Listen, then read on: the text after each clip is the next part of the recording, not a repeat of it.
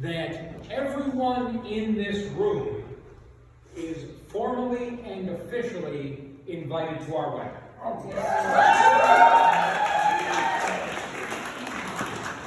See my invitation anyway. And I know as a fact, as an absolute fact, every single one of you will be present for our wedding. Because our wedding is going to take place right now.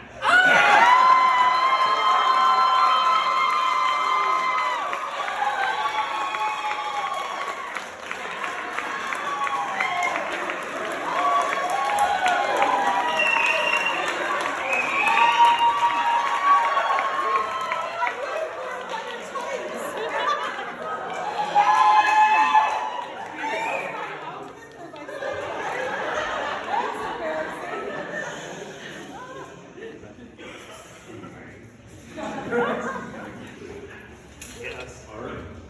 Oh, places, everyone. Downstairs, come on up.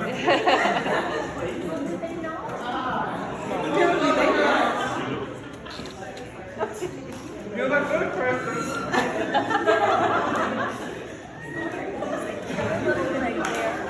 Kristen's a big brother. So glad I dressed up. Glad I did my hair.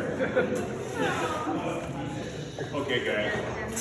I'm sorry, I have COVID brain, so I actually have to keep a script in front of me. On behalf of Morticia and Gomez, also known as Amber and Mike, it's a privilege to have you all here.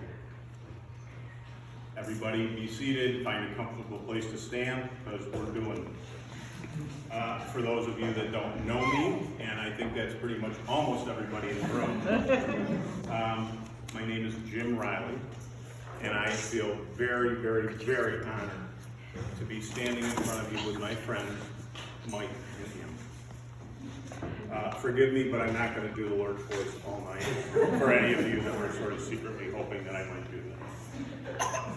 First things first, I see that some of you are actually wondering what's happening here, whether this is the real deal, or whether this is, you guys don't have to hold hands the whole time. This is going to take a minute.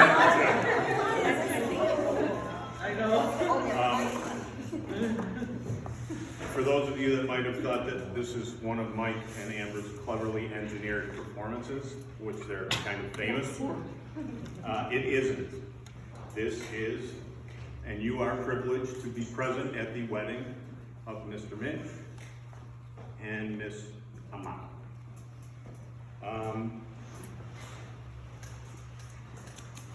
I have seen an actual wedding license that they went down to the county clerk's office and filled out.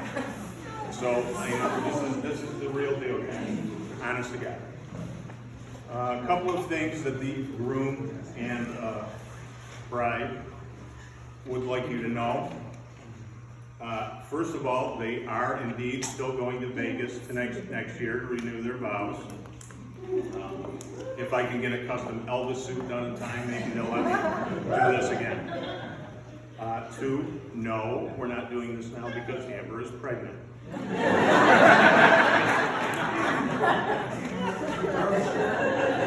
At least as of this morning. Sorry to the potential grandparents, uncles, and cousins, but somewhere down the line we may have a pubert yet. This is the part where I was going to make some witty remarks about everybody in the room.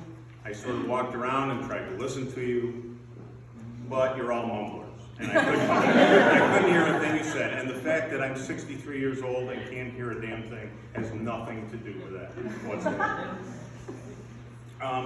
Okay. I've known Mike for about 20 years. We worked together at the Hoyt's Theater in the Grease Ridge Mall. He was just a kid wearing his goofy red Hoyt's vest. And sometimes when he was in the theaters hawking popcorn and soda, he wore a doofy little Donald Duck Navy hat. It's amazing he made it as far as he did. Everyone at the theater liked Mike. And over the years, he and I discovered a similar sense of humor, and we became friends. When they dragged me kicking and screaming out of the projection booth to come downstairs to work as a floor manager, Mike was very, very, very, very patient when he didn't need to be, and helped me do that. By the end of his time there, he was pretty disillusioned due to circumstances. Some of you will get that. And, sorry, next page 2.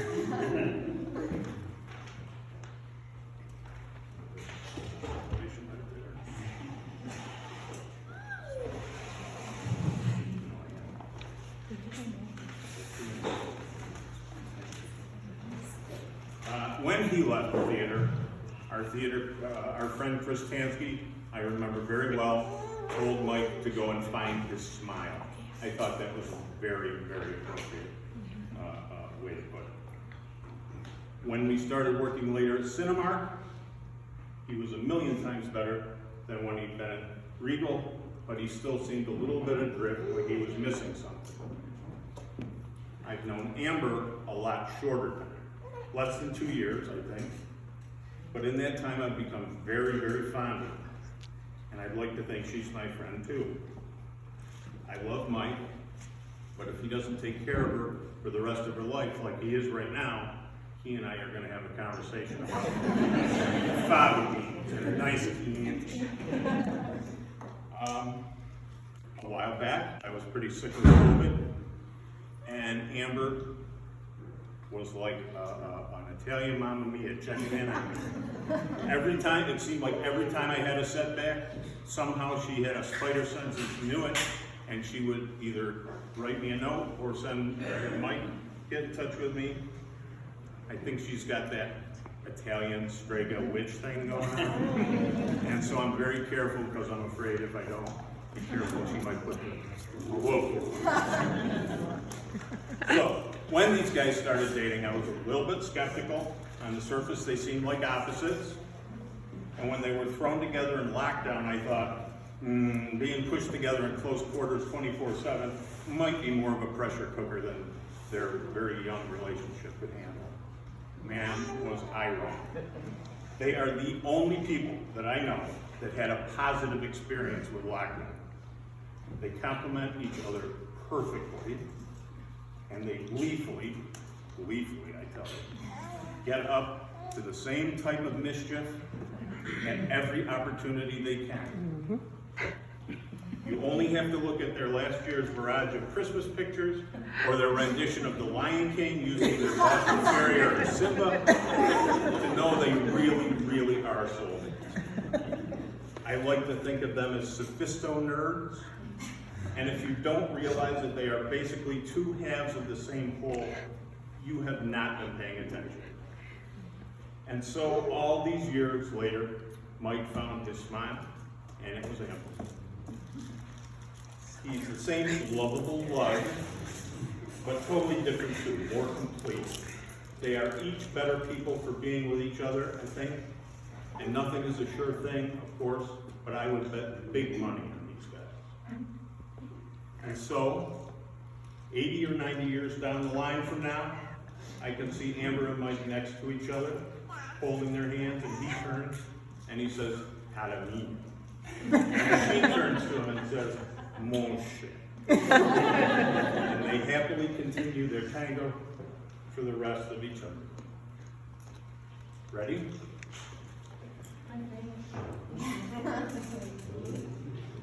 Amber and Mike have both written their own vows. Amber, if you please, would you like the microphone? Michael, I always wanted you, even when I didn't know what I wanted. Even before I knew you, it was you. Always has been. You were the chapter that I didn't know the words, but always knew existed.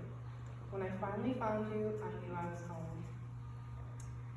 You found parts of me I didn't know existed, and in you, I found the love I no longer believed was real. Thank you for the best 2-ish years of my life, and in the great words of Captain America, I'm with you till the end of the line. Mike.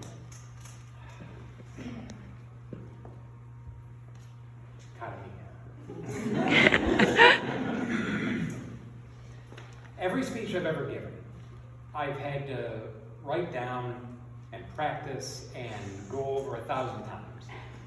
This one, I've written nothing down. I've literally got nothing. But I'm not worried about it because nothing is easier than speaking from my heart about you. I love you with all my heart. I am so fortunate to have you.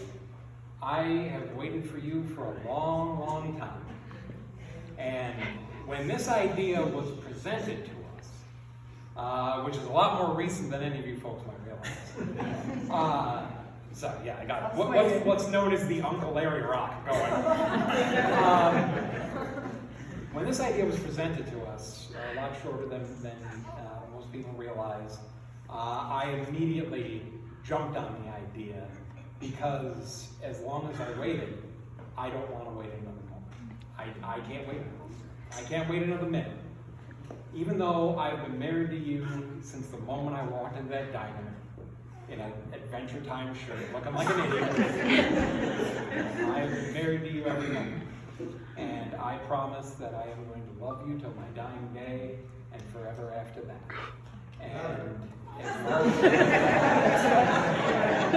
And you know, we did this on the fly, but at the end of the day, I don't need a big giant wedding. I don't need pomp and circumstance. All I need is you.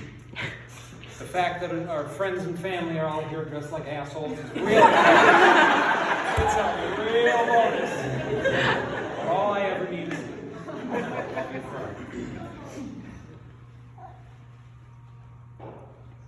Should anyone present know of any reason that this couple could not be joining with us, speak now and forever rest in peace. You chose wisely.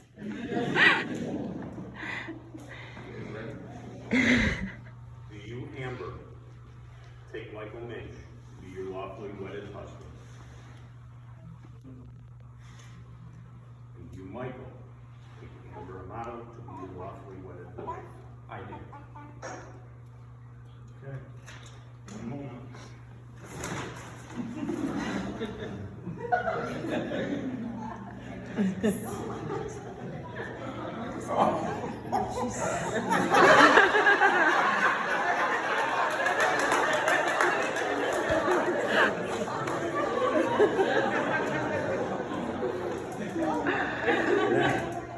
By the power vested in me by the Universal Life Church and the state of New York, I am proud and honored